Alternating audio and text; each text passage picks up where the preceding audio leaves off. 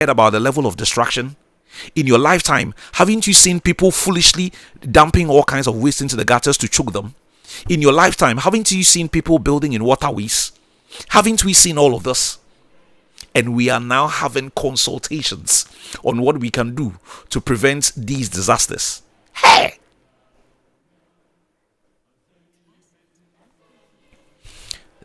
That is why some people think that, unfortunately, the white man is so far ahead.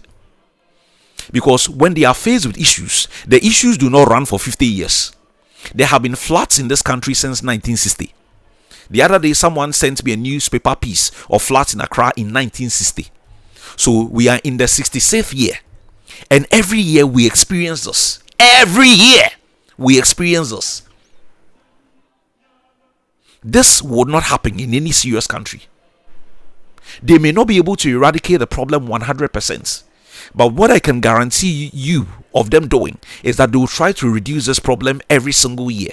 So that 66 years down the line, the problem may have been eradicated by 99%. Here, 66 years after we celebrated Ghana being a republic, and 69 years after we celebrated Ghana getting independence, the problem is even getting worse. It's not like it is getting better, so that you say that we are making progress. The situation is even getting worse. These days, as a result of social media, we don't have to wait for television news to see what is happening in a particular community. And even with television, they would only bring us pictures and visuals of particular communities. Today, whatever is happening in your hood, you can film it yourself, put it on a social media platform, and we know what is happening there. Now that we claim that we have more technical knowledge, now that we claim that we have a lot more people going to school, this is the time we are also fooling. Because granted, in 1960, the number of people who were educated were minimal. Granted, in 1960, the number of people who lived in Accra were a very small number. Granted, in 1960, we didn't have so many engineers who would have planned a thing or two. Granted, in 1960, we didn't have the technical capacity, or we didn't even have the funds to put in mechanisms to deal with this. How about 2026? Or how about 2000? Or how about 2010? Or how about 1995?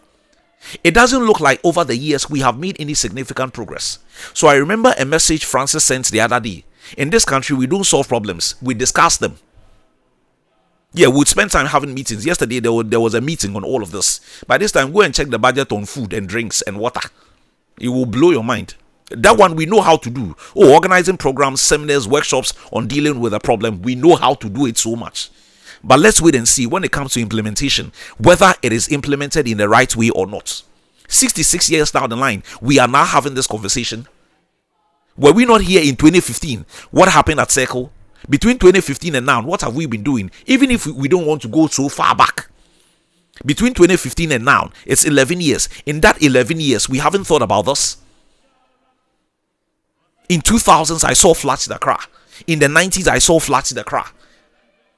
As a little child in the 80s, I saw floods in Accra. So are we going or are we coming? Look at the level of destruction that is being caused by the floods. And then I saw a liner in there about prevention and preparedness. Really? In 2026, we don't know what to do to prevent the current experiences that we are having in 2026, that we need to hold a whole meeting and get in foul. In 2006, we are having a conversation about response and recovery. So what did we set up that board to do?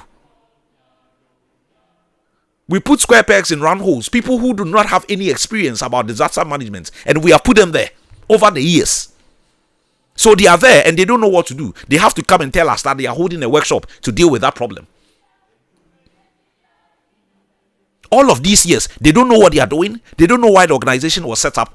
Was this not part of the reasons why Dwomoh as an organization was set up? And it's supposed to work with other bodies to ensure that when we have some of these challenges, we deal with them. In our case, the problems are perennial. We experience them every year. Mark it somewhere. Next year by this time, we'll be discussing this. Last year we discussed. 2 years ago we discussed. 10 years ago we discussed. 20 years ago we discussed.